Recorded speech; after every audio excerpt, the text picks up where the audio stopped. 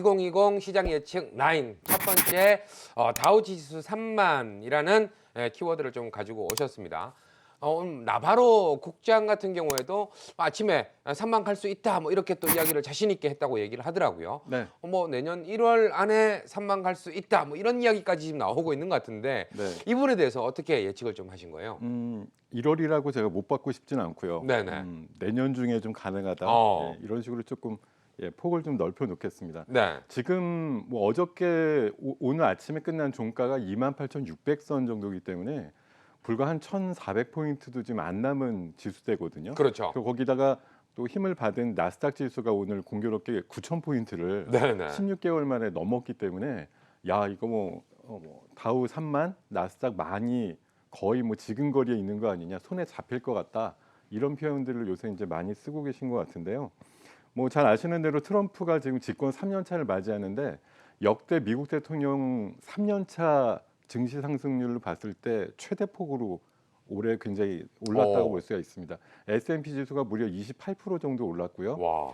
역대 대통령들의 3년 동안의 증시 상승률이 평균적으로 23%인데 네네. 트럼프는 무려 50%가 올랐어요. 아. 예, 그러다 보니까 트럼프가 뭐 자화자찬을 원래 많이 하는 성격인 거 잘 아시잖아요. 그렇죠. 예, 자기의 최대 치적은 경제 지표를 활성화시킨 거, 그리고 증권 지수를 이렇게 50%나 임기 3년 차 만에 만들었다라는 거에 굉장히 만족도하고, 더 이게 고점이 아니라고 본인 스스로 계속 얘기를 하고 있고, 잘 아시겠지만 내년 한 11월 초순에 있는 미국의 대선 관련해서 계속 입지를 다져나가게 되고 공화당의 최종 후보가 된 이후에도 재선 프로그램에 도전을 하게 될 경우에는 역시 증권 시장은 트럼프의 손아귀에서 아마 관리가 될 거다, 이런 상황을 봐서는 역시 경제 지표를 최고치로 만들고 그 증권 지수를 최고치로 만든 흐름이 내년도 대선 정도 임박해서 거의 피크가 되지 않을까, 그렇게 생각을 해보고 있습니다. 지금 미국 지수 보고 계시는데 다우존스 나스닥 지수 사상 최고가를 달리고 있습니다. 뭐 우리 시장 어떻게 보면 최근 종목별로는 52주 신고가 이야기들이 좀 나오지만 좀 성에 안 차거든요. 네. 우리 시장도 내년에 사상 최고 이런 이야기 한번 들어볼 수 있을까요? 잘 아시지만 작년 1월 달에 네. 우리나라가 이제 코스피 기준으로 사상 최고치 지수가 나왔거든요. 그렇죠. 2,600선을 살짝 넘었다가 이제 내려왔는데, 뭐 제 개인적인 생각, 이따 이제 국내 이슈 말씀드릴 때 좀 드리려고 준비를 하고 있습니다만 네. 살짝 버금가는 정도의 뭐 상승이라고 일단은 좀 운을 띄워놓겠습니다. 자, 그리고 뭐 처음에 이야기해 주시면서 트럼프 재선에 대한 이야기를 좀 잠깐 해 주셨거든요. 네. 근데 저는 정말 궁금한 게 네. 일단 우리 증권가에서 30년 경력을 또 가지신 우리 김동혁 파트너가 보기에는 네. 트럼프의 사람됨, 사람의 성격, 대통령이 아니라 일단 사람의 성격은 좀 어떻게 판단하세요? 제가 사실은 뭐 미국을 한 번도 안 가봤기 때문에 네. 미국 내 분위기 상에서 트럼프를 어떻게 평가하는지도 잘 모르겠어요. 근데 하여튼 3년 동안 대외적으로 알려진 뭐 그들의 행보나 언행을 좀 기본으로 해서 말씀드리면 진짜 예측 불가하고, 한마디로 시중에 파는 이온 음료 중에 왜 개땡땡 음료 있죠. 개땡레이, 네, 그런 것과 비슷한 정도의 이제 평가를 얻을 수 있는데, 네. 사실 내부적으로 보면은 미국만 생각해 보면 굉장히 애국주의자고, 그렇죠. 미국에 올인돼 있는 뭐 비즈니스맨이다, 이렇게 평가를 하겠습니다. 자, 지금 뭐 재선 이야기도 나오고 있지만 탄핵 이야기도 나오고 있고 네. 앞으로의 형국이 상당히 어수선하다라는 이야기들이 좀 나오고 있거든요. 네. 그 부분에 대해서는 좀 어떻게 보고 계세요? 지금 일단 그 키워드에서 말씀드린 트럼프의 재선 문제에 있어서 제가 이제 예측하고 있는 어떤 그 부분은 문장은 트럼프 재선에 성공할 확률이 높다, 이렇게 좀 평가를 하고 있는 것이고요. 최근에 탄핵 흐름에서 오히려 역설적이게도 하원에서 탄핵이 결정이 되자마자 트럼프의 지지율이 더 39%에서 45%로 더 높아지는, 지지세가 결집되는 그런 현상이 나왔거든요.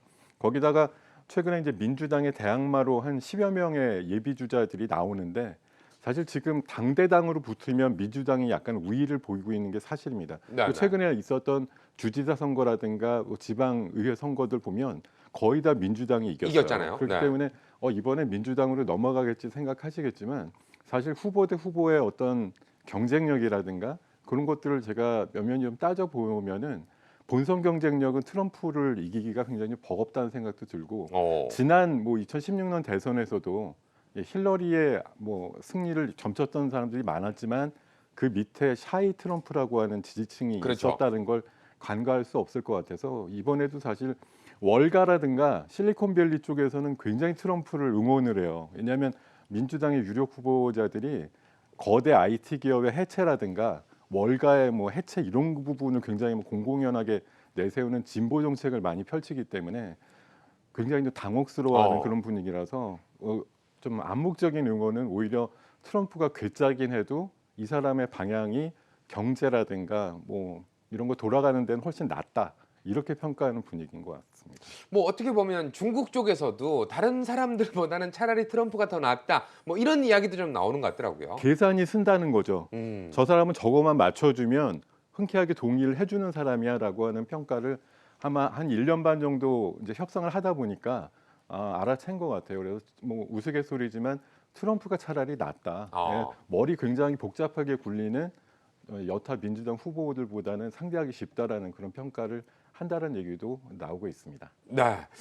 자, 세 번째 키워드 또 한번 살펴보도록 할 텐데요. 지금 아무래도 시장 자체가 많이 힘들지만 그래도 유동성, 돈은 좀 많이 풀려 있는 상태인 것 같습니다. 그로 네. 인해서 미증시도 상당히 또 좋은 모습을 이어가고 있다라는 측면에서 우리가 금리 인하 부분, 뭐 일단 내년에 동결하겠다라고 이야기는 좀 나오고 있지만 네. 그래도 우리가 금리 인하 부분 또 생각해 볼 수 있는 하나의 이벤트라고 생각하거든요. 네. 이 부분에 대해서는 어떤 예측을 또 할 수 있을까요? 지금 대다수의 분들은 당연히 내년도에 금리가 오르지도 않고 내리지도 않는 걸로 미국 연준에서 결정했기 때문에 네. 그 흐름을 간다라고 대부분들 생각하고 계실 텐데 저는 그것보다는 조금 더 진보적인 그런 금리 인하 정책이 만들어질 거다라고 생각하는데 어. 트럼프의 힘이라고 다시 한번 말씀을 드리고 싶고요. 지금 연준의 구성이 내년도로 넘어가게 되면 투표권을 갖고 있는 분들의 면면이 훨씬 더 비둘기파가 됩니다. 그렇게 될 경우에 트럼프의 어떤 임명을 통해 가지고 들어온 사람들도 기본적으로 있고요. 트럼프가 내년도에 그 금리를 인하함으로써 경제 상황을 또 연장을 시키고자 한다고 치면은 네. 얼마든지 상반기 중에 약간 위협적인 요인이나 위험스러운 분위기를 만들 수가 있어요.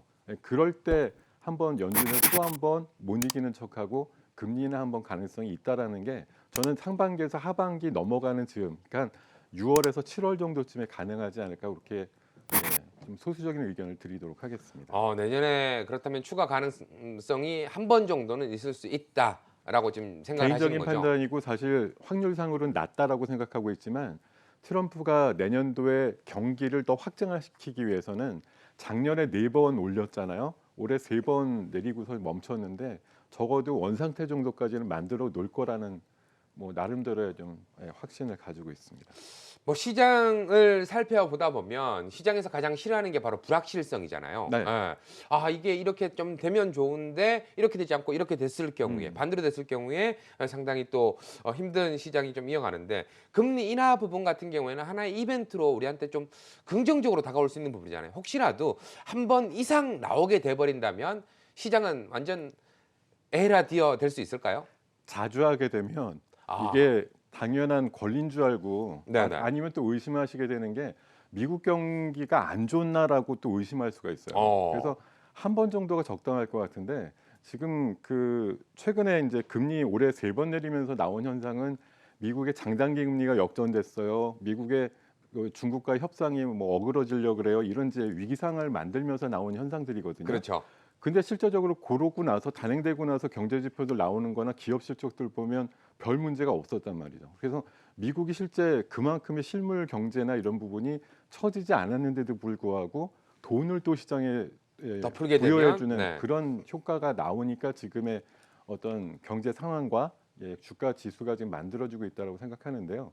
내년도도 어찌됐든 이 수준을 유지하기 위해서는 조금 더 극약 처방이 필요하다. 그래서 이게 이제 뭐 미중 간의 1단계 합의로만 가는 것도 이제 한계에 봉착하는 상황이고 그렇죠. 지금 지수대를 유지하기 위해서는 뭔가 추가적인 이벤트가 필요하다. 이게 무엇일까? 뭐 지금 연준에서도 사실 QE라고 하는 식으로 해서 양적 완화를 통해서 뭐 간접적인 방법으로 환매 조건부 채권 같은 걸 계속 매입을 하면서 네네. 돈을 계속 시장에 투여를 하고 있거든요. 그렇죠. 사실 간접적인 금리 인하 효과를 계속 시장에 뿌려주고 있습니다. 그거를 한 번쯤 명시적으로 시장에 한번 또 보여주게 되면 시장은 뜻하지 않았던 선물을 받았다 이런 식으로 반응을 할 거라는 계산이 세기 때문에 내년 상반기 끝날 무렵쯤에 한번 저는 과감하게 금리 인하의 가능성에 대해서 한번 예측을 해보도록 하겠습니다. 네, 이렇게 세 번째 키워드까지 확인을 해봤고요. 네 번째 키워드 바로 유가입니다. 유가는 우리가 뭐 얘기할 게 상당히 많거든요, 솔직히. 네. 예, 그럼에도 불구하고 지금 구간에서 아무래도 내년 정도에는 우리가 유가 한번 신경을 써야 될 것 같다라고 또 생각을 해주신 것 같은데 네. 유가하면 종류가 상당히 또 많잖아요. 그 중에서 뭐 두바이유도 있고 뭐 여러 가지가 있는데 우리나라랑 좀 밀접하게 생각하고 있는 부분은 WTI. 예, 이잖아요. 네네. 근데 오늘 뭐까지는 60달러대 초반이거든요. 네. 이 부분은 또 어떻게 예측을 좀 하고 계시는 거예요? 네, 우리나라가 원래 그러니까 전체 수입하는 부분 중에서 가장 큰 부분을 차지하는 나라는 사우디예요. 아, 사우디. 네, 사우디 원유를 많이 하고 원래 지금 이제 금수 조치가 됐지만 그 다음으로 이란산 정도를 많이 해왔는데 네네.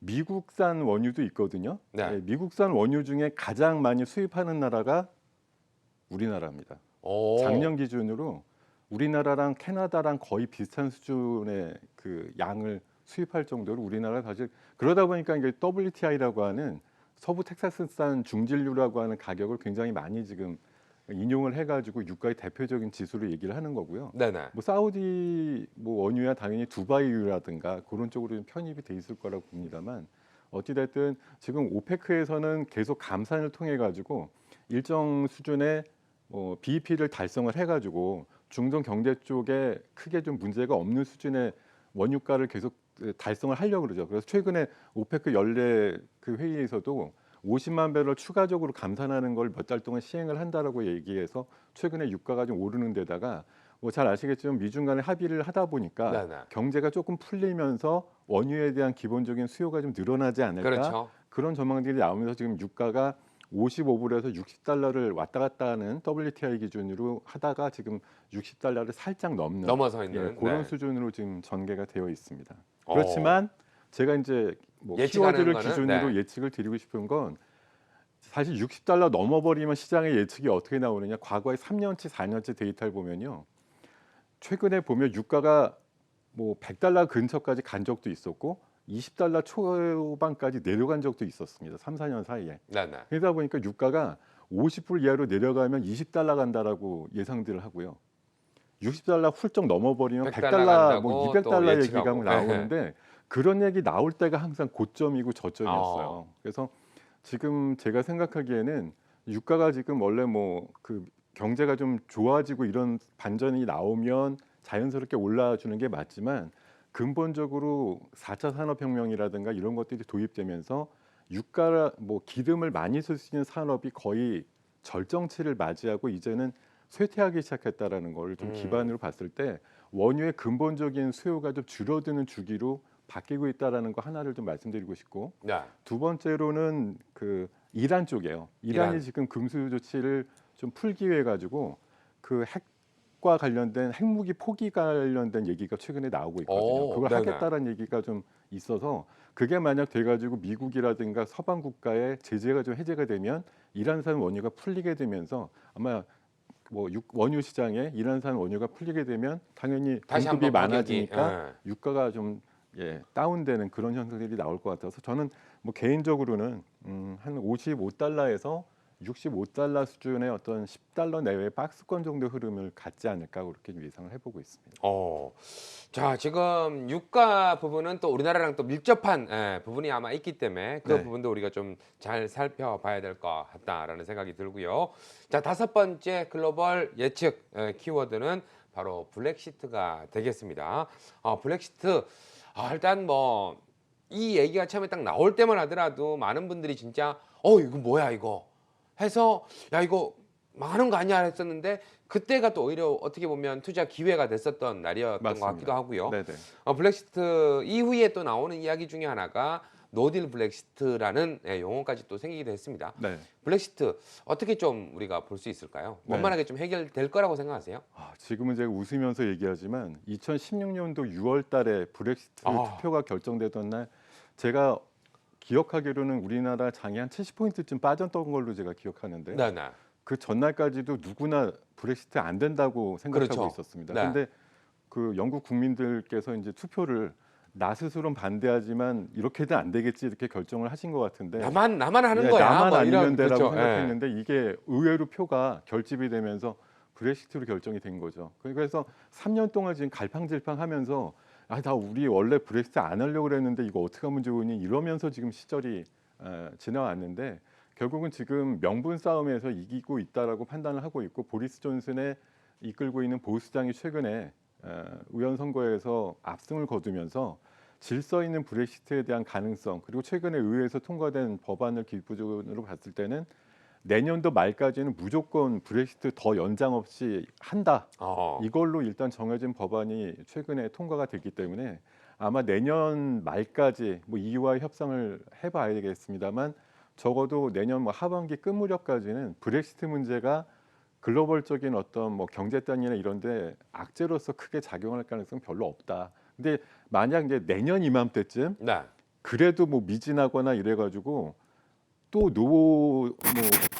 노델 브렉시트 같은 것들이 나온다라고 하면 이제 내년 이맘때쯤 조금은 영향을 줄 수 있는데 내년 1년으로 봤을 때는 거의 한 95% 수준 동안에는 별일이 없을 거다라고 전망하고 있습니다.